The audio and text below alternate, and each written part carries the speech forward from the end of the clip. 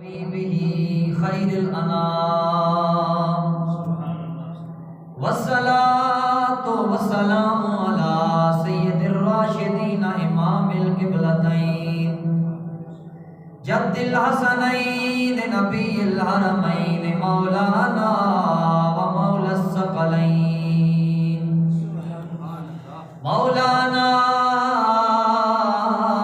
و مولا الثقلین محمد خیر الورى وعلى آلہ المرتضى واصحابہ المجتبى اولی الکرم والصدق والصفاء. اما بعد فاعوذ باللہ من الشیطان الرجیم بسم اللہ الرحمن الرحیم والذی جاء بالصدق وصدق به اولئک هم المتقون.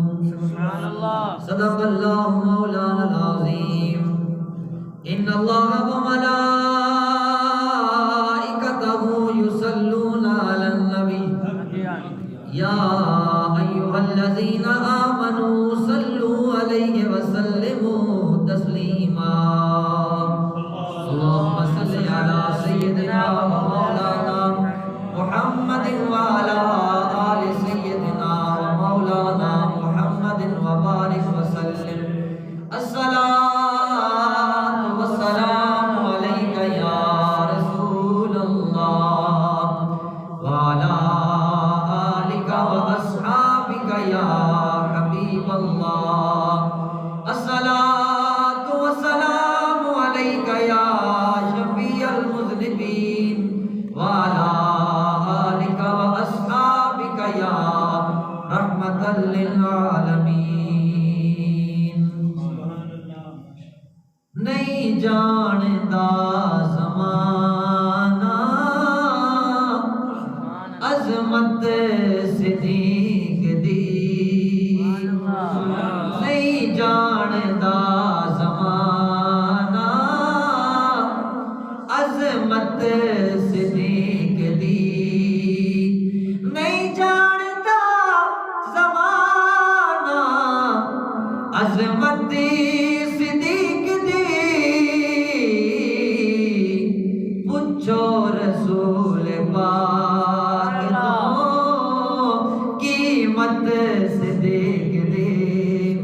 پوچھو رسول پاک تو قیمت صدیق دی. سب کچھ نثار کیتا رکھی سوئی بھی نہیں.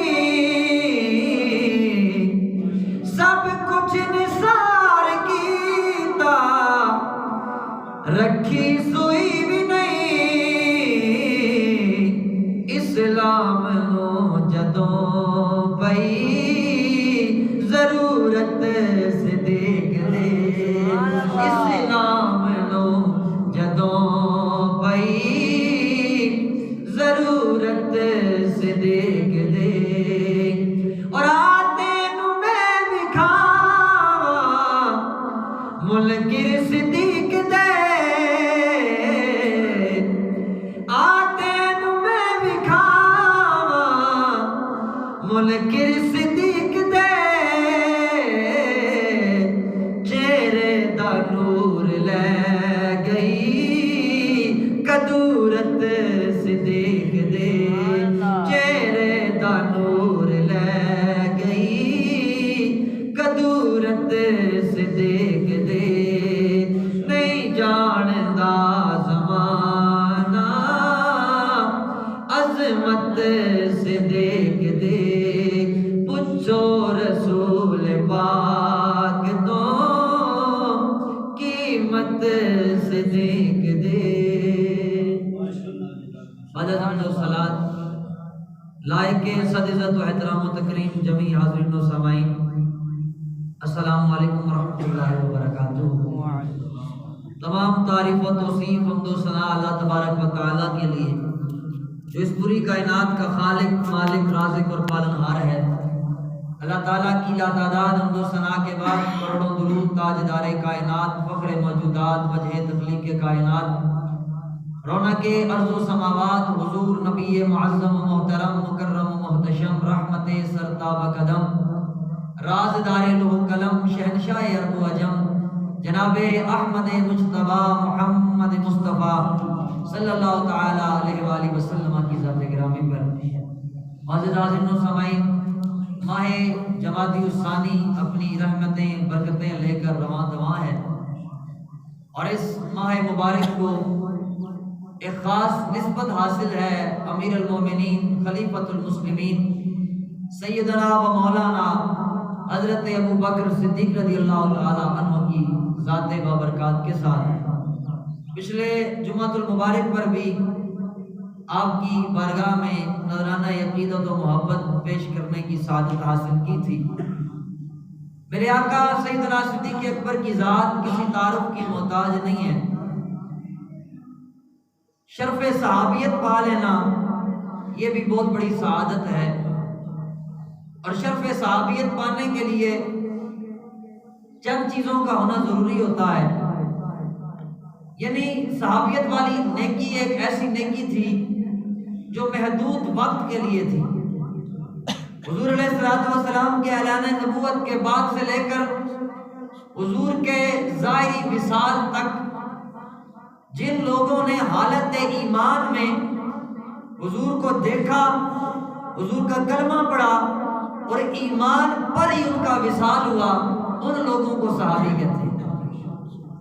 یہ نہیں جنہوں نے حضور کا زمانہ پایا ایمان نہیں لایا وہ بھی صحابی نہیں، جنہوں نے ایمان لایا دیکھا نہیں وہ بھی صحابی نہیں، اور کچھ ایسے جنہوں نے دیکھا بھی ایمان بھی لایا، موت ایمان پر نہیں ہوئی، مرتد ہو گئے، منافق بن گئے، وہ بھی صحابی نہیں۔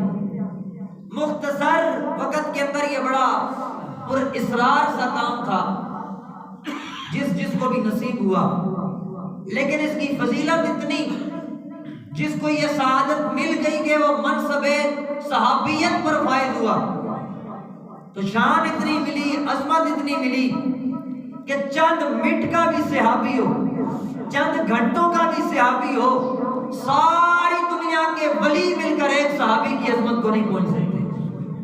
کئی ایسے اصحاب بھی ہیں جنہوں نے دوران جنگ کلمہ پڑھا اور جنگ کے اندر ہی شہید ہو گئے، دوران جنگ کلمہ پڑھا، اللہ اکبر، پہلے جو تلوار نبی کے صحابہ کے خلاف چل رہی تھی اب نبی کے دشمنوں کے خلاف چلنا شروع ہو گئی۔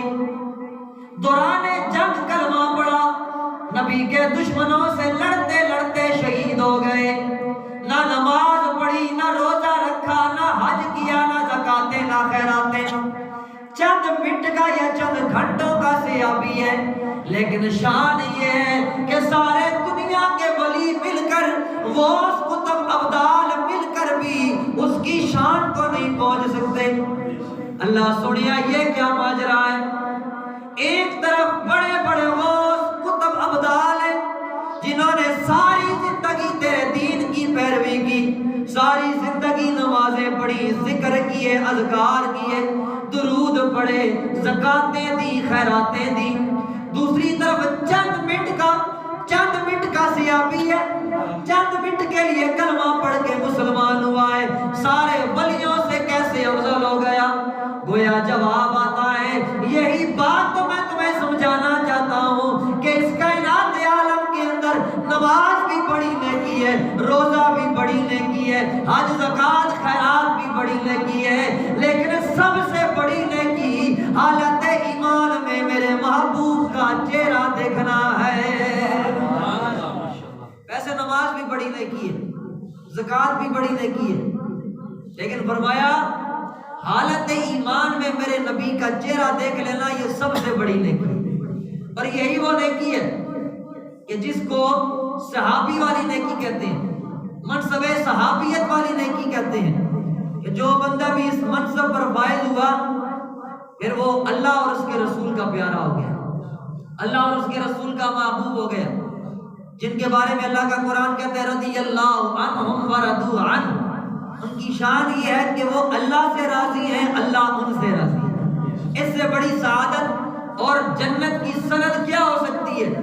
اللہ کا قرآن جن کے بارے میں کہہ رہا ہے کُلًا وعد اللہ الحسنى، اللہ نے سب کے ساتھ بھلائی کا ارادہ کر دیا۔ یہ جو جماعت صحابہ ہے، جماعت صحابہ ہے کم و بیش جس کے اندر 1.25 لاکھ کی تعداد کے اندر لوگ ہیں، اس جماعت کے امام اور اس جماعت کے امیر کو سیدنا ابو بکر صدیق کہتے ہیں۔ سیدنا ابو بکر صدیق کی یہ سعادت تو ہے کہ وہ شرف صحابیت کے اندر ہے، آپ حضور کے صحابہ کے اندر ہیں، لیکن اس سے بھی بڑھ کر آپ کی شان اور مرتبہ یہ ہے کہ آپ ان سارے صحابہ میں سے سب سے زیادہ فضیلت والے ہیں، سب سے زیادہ افضل ہیں، سب سے زیادہ شان والے ہیں۔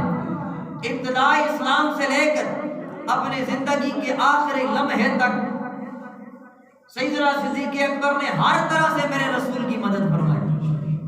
جان دینے کی باری ہو تو صدیق پہلے نمبر پر ہے، مال دینے کی باری ہو تو صدیق پہلے نمبر پر ہے۔ نعرہ تکبیر، نعرہ رسالت، نعرہ رسالت، نعرہ حیدری، علماء اہل سنت۔ ہماری خوش نصیبی یا ہماری اس مسجد کے سابقہ خطیب حضرت علامہ مولانا قاری محمد حسیب صاحب تشریف لائے، اللہ تعالیٰ آپ کو جزائے خیر عطا فرمائے۔ آپ نے اپنے قیمتی وقت سے وقت نکالا، اپنی طرف سے انتظامیہ کی جانب سے آپ کا شکریہ ادا کرتا ہوں۔ حضرات گرامی کر انشاءاللہ چند منٹ میں لوں گا، اس کے بعد مائک قاری صاحب کے حوالے ہوگا۔ سیدنا صدیق اکبر کی یہ شان ہے کہ چاہے جان دینے کی باری ہو یا مال دینے کی باری ہو، میرے امام صدیق اکبر ہمیشہ پہلی صف کے اندر نظر آئے۔ مال اٹھانے کی باری آئی تو وہ واقعہ کون بھول سکتا ہے کہ حضور نے صحابہ کو کہا تھا کہ اپنی اپنی ہمت کے مطابق مال لے کے آؤ، تو صحابہ بڑے زیادہ مال لے کے آئے تھے، کوئی گھر کا آدھا سامان اٹھا کے لایا تھا۔ سیدنا عثمان غنی نے کئی 100 بامار ساز و سامان اونٹ دیے تھے، بڑی بڑی رقمیں لوگوں نے جمع کرائی تھی، لیکن سیدنا صدیق اکبر جو مال لے کے آئے تھے وہ کوئی زیادہ نہیں تھا، ایک گٹھڑی تھی، ایک پولٹی تھی جسے سر پہ اٹھا کے لائے تھے، لیکن وہ سامان میرے امام صدیق اکبر کا کل سرمایہ تھا، گھر کے اندر سوئی تک نہ چھوڑی، جو کچھ تھا نہ اٹھا کے لے آئے، آ کر حضور کی بارگاہ میں پیش کر دیے۔ حضور نے فرمایا صدیق گھر والوں کے لیے کیا چھوڑ کے آئے؟ میرے امام نے کیا جواب دیا؟ کہا یا رسول اللہ گھر میں یا خدا چھوڑ کے آیا ہوں یا مصطفیٰ چھوڑ کے آیا۔ اللہ اکبر۔ سیدنا صدیق اکبر جب حضور کی بارگاہ میں آئے، سب کچھ حضور کی بارگاہ میں پیش کر دیا، یہاں تک کہ بوریا کا لباس پہنا، قیمتی لباس بھی حضور کو ہبا کر دیا، بوریا کا لباس پہنا، ساتھ ببول کے کانٹے لگے ہوئے بٹنوں کی جگہ۔ اس حالت میں جب حضور کی بارگاہ میں آئے نا تو ادھر سے جبریل بھی آ گئے۔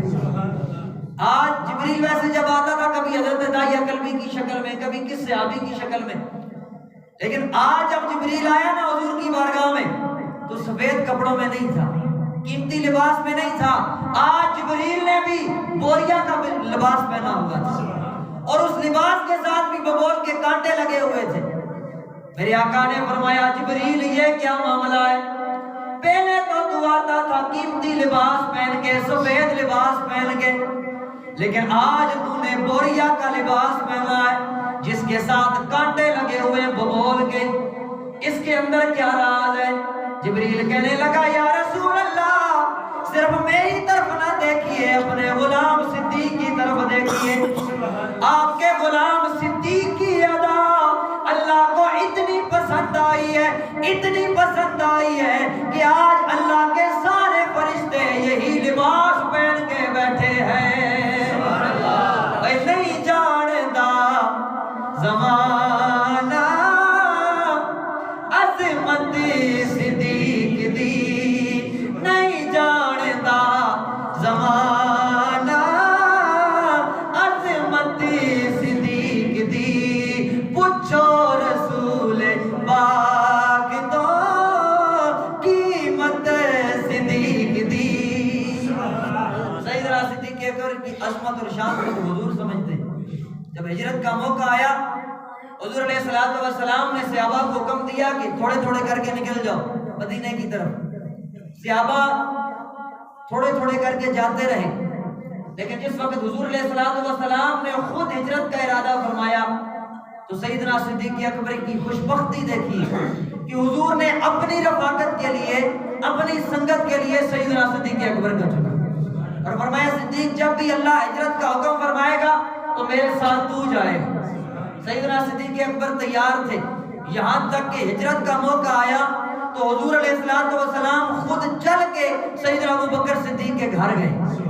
اللہ اکبر۔ سیدنا صدیق اکبر نے دروازہ کھولا تو دیکھا کہ حضور علیہ الصلوۃ والسلام ہے، گویا آنکھوں میں آنسو آ گئے۔ یا رسول اللہ، غلام کو حکم دیتے آپ کے قدموں میں آ جاتا، آپ نے تکلیف فرمائی ہے، میرے دروازے تک آئے۔ میرے آقا نے فرمایا صدیق نازک وقت ہے، اللہ کا حکم آ گیا ہے، ہجرت کا وقت آ گیا ہے، چلو چلو میرے ساتھ مدینہ کی طرف ہجرت کرنی ہے۔ سیدنا صدیق اکبر میرے آقا کے ساتھ چل رہے ہیں۔ اب محبت دیکھیے، پیار دیکھیے، کبھی دائیں چلتے ہیں کبھی بائیں چلتے ہیں، کبھی آگے کبھی پیچھے، پھر کبھی دائیں کبھی بائیں۔ میرے آقا نے فرمایا صدیق یہ کیا ماجرا ہے، کبھی دائیں چلتے ہو کبھی بائیں چلتے ہو، کبھی آگے کبھی پیچھے۔ عرض کی یا رسول اللہ میں دائیں چلتا ہوں تو ڈر لگتا ہے کوئی بائیں سے آپ پر حملہ نہ کر دے، میں آگے چلتا ہوں ڈر لگتا ہے کوئی پیچھے سے نہ حملہ کر دے، اس لیے میں کبھی دائیں کبھی بائیں کبھی آگے کبھی پیچھے چلتا ہوں تاکہ کوئی جس طرف سے بھی حملہ کرے صدیق کا سینہ آپ کے لیے ڈھال بن جائے۔ کوئی جس طرف سے بھی آپ پر حملہ کرے صدیق کا سینہ آپ کے لیے ڈھال بن جائے۔ غار کے اندر گئے، بڑا پرانا سا غار تھا جہاں پر عام طور پر جانوروں کا، حشرات اور عرض کا ڈیرا ہوتا ہے۔ سیدنا صدیق اکبر نے عرض کی یا رسول اللہ آپ باہر ہی تشریف رکھیں، پہلے میں اندر جاؤں گا، غار کی صفائی کروں گا، پھر آپ اندر تشریف لائیے گا۔ اب یہ بھی محبت ہے، یہ بھی پیار ہے، تاکہ اندر اگر کوئی تکلیف دہ چیز ہو تو سب سے پہلے مجھے نقصان دے، میرے نبی کو کچھ نہ کرے۔ اللہ اکبر۔ اندر تشریف لے گئے، غار کی صفائی کی، جتنے سوراخ تھے بند کیے، روایات کے اندر آتے ہیں اپنے سر کا امامہ پھاڑا، پھر اپنی قمیض پھاڑی اور وہ سارے سوراخ بند کیے، آخر میں ایک سوراخ پھر بھی بچ گئے، اس پر ایڑی رکھی اور عرض کی یا رسول اللہ آپ اندر آ جائیے۔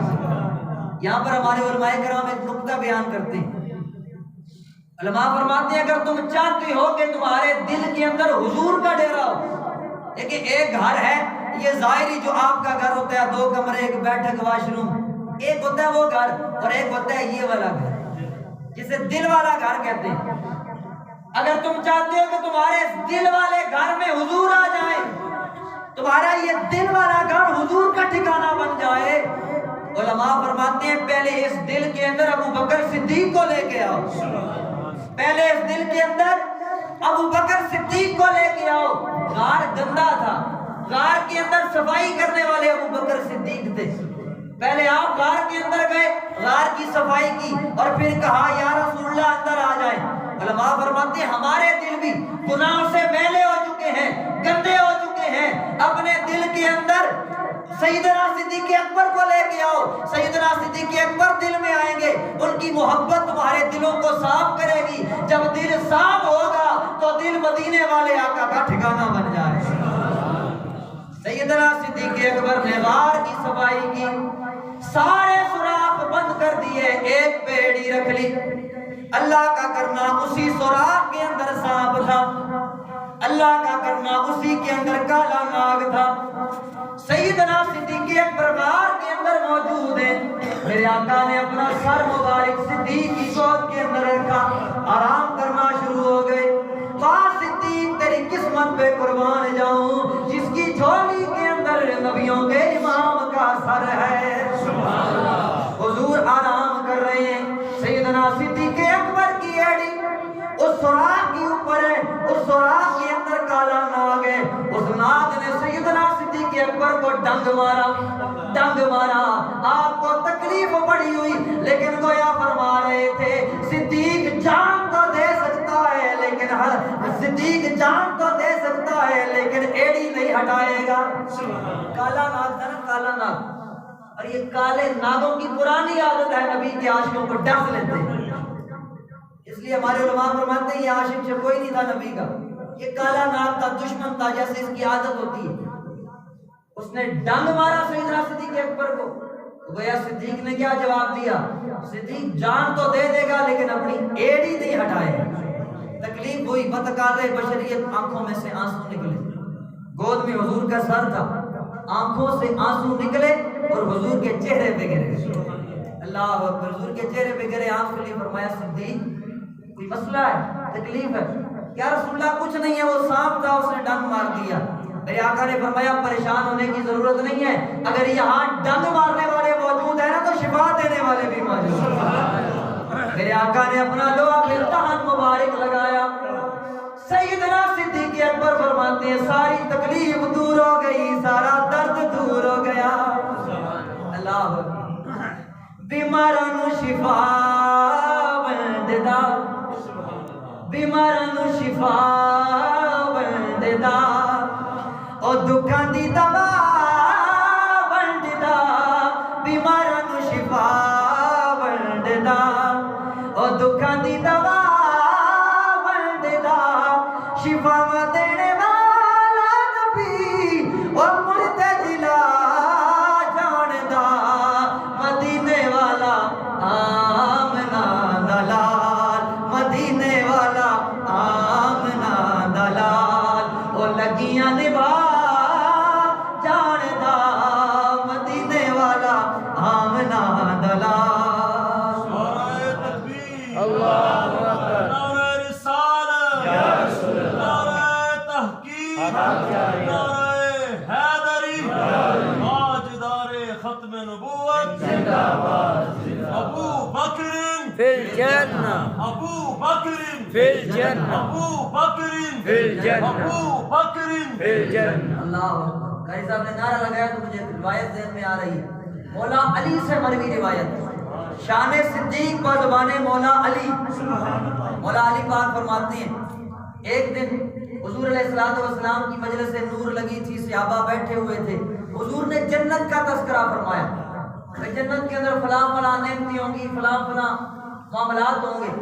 تو اسی ضمن میں حضور علیہ الصلوۃ والسلام نے فرمایا کہ جنت کے 7 دروازے ہیں اور ہر دروازہ الگ الگ کیٹیگری کے لوگوں کو بلائے گا. یعنی ایک دروازہ ایسا ہے جس سے نمازی داخل ہوں گے, وہ نمازیوں کو اپنی طرف بلائے گا. ایک دروازہ ہے جس سے روزے دار داخل ہوں گے, ایک وہ ہے جس سے سخی داخل ہوں گے. قیامت والے دن دروازے جنت کے بلائیں گے, سخی اس دروازے سے آ جائے, نمازی اس دروازے سے آ جائے, حاجی اس دروازے سے آ جائے. سیدنا صدیق اکبر حضور کی بارگاہ میں بیٹھے تھے, سوال کر دیا یا رسول اللہ کیا کوئی ایسا بندہ بھی ہوگا جسے سارے دروازے اپنی طرف بلائیں گے. اب مزاج بھی دیکھیے نا سوال کرنے کا. یا رسول اللہ کیا کوئی ایسا بندہ بھی ہوگا جسے سارے اپنی طرف بلائیں, سارے دروازے اپنی طرف بلائیں گے. میرے آقا مسکرائے, فرمایا ہاں صدیق ایک بندہ ایسا بھی ہوگا. یا رسول اللہ وہ کون ہوگا؟ میرے آقا نے فرمایا وہ کوئی اور نہیں ہوگا, ابو بکر وہ تو ہوگا. سبحان اللہ. قیامت کا دن آئے گا, جنت کے سارے دروازے صدیق تجھے اپنی طرف بلائیں گے. نہیں جاندا زمانہ عظمت صدیق دی, پوچھو رسول پاک تو قیمت صدیق دی. باتیں بہت ساری شان صدیق اکبر میں, لیکن ہماری خوش نصیبی کہ آج ہماری مسجد کے اندر, اس مسجد کے سابقہ خطیب حضرت علامہ مولانا قاری محمد حسیب قادری صاحب تشریف فرمائیں. آپ چند لمحے آپ سے گفتگو فرمائیں گے اور بالخصوص ہماری اس مسجد کے خادم صوفی عبد المجید مرحوم رحمۃ اللہ تعالی علیہ, آپ کے حوالے سے بھی آپ نے کچھ گفتگو کرنی ہے. یقین جانیے حضرات, یہی دنیا کی حقیقت ہے, یہی حقیقت ہے. پچھلے جمعۃ المبارک پر یہ اس جگہ پہ بیٹھ کے ہم نے کھانا کھایا ہے. سردی تھی کافی, تو ویسے ہم اوپر کھانے میں کہا جدھر ہی کھا لیتے, میں کہ جتنے بہ جانے, لیکن کیا جان پتا تھا ہمیں کہ یہ آخری کھانا ہے جو ہم اکٹھا کھا رہے ہیں.